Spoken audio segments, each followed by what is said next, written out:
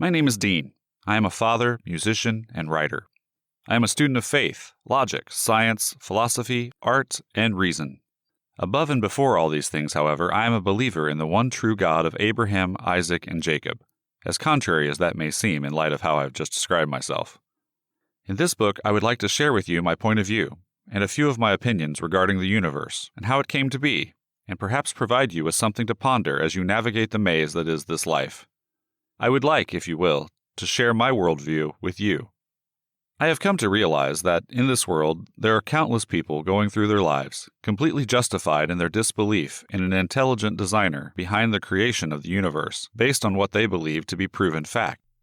They believe these so-called proven facts because they are printed in their textbooks, alluded to in most mainstream media, and widely accepted amongst the populace of this, our world.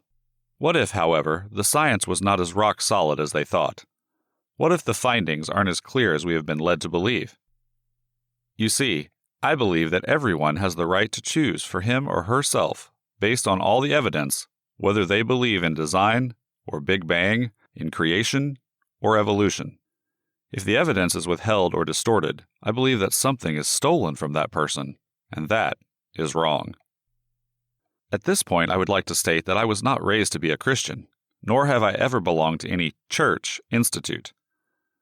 I found my faith at the age of 19, after many years of wandered paths and spiritual avenues, which ultimately left me feeling empty and lied to.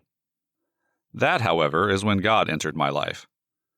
To be clear, I am referring to the being known as Yahweh and his chosen son, Yeshua, who I believe are one, as revealed through the prophets of the Abrahamic scriptures and the disciples of the New Testament. I have not studied theology at any official institute, nor do I possess any qualifications, which in the world's eyes makes me qualified to teach in the name of God.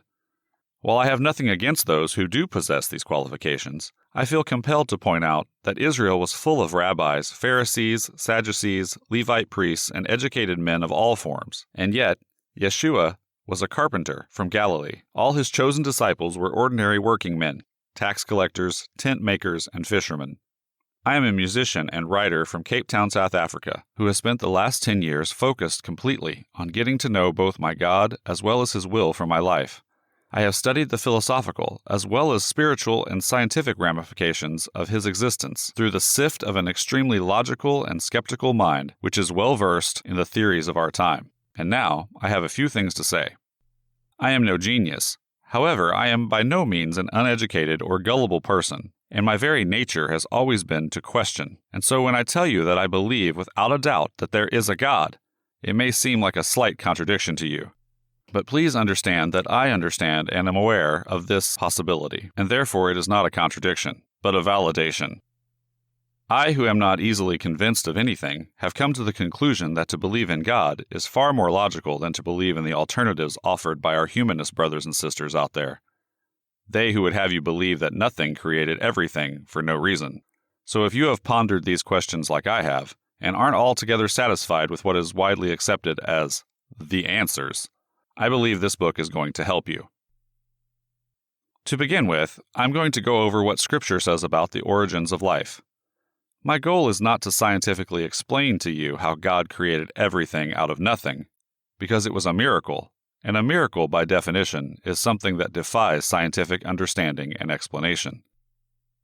I once heard Rupert Sheldrake quote a friend of his as saying, with regards to the origins of life, "Give us one free miracle, and we will explain the rest." This saying was born out of the knowledge that with all our scientific achievements counted, we still cannot explain where all the matter and energy in the universe came from. It is an acknowledgement of the fact that the sudden appearance of all of that from nothing is a rather miraculous event, which is why the scientific humanist asks, but where did God come from?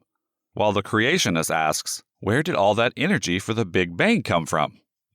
Both of them, however, have the same answer, which is, we don't know. So both of them are putting faith in an initial belief that neither of them can prove, and I find myself wondering why the one is called science and the other called religion.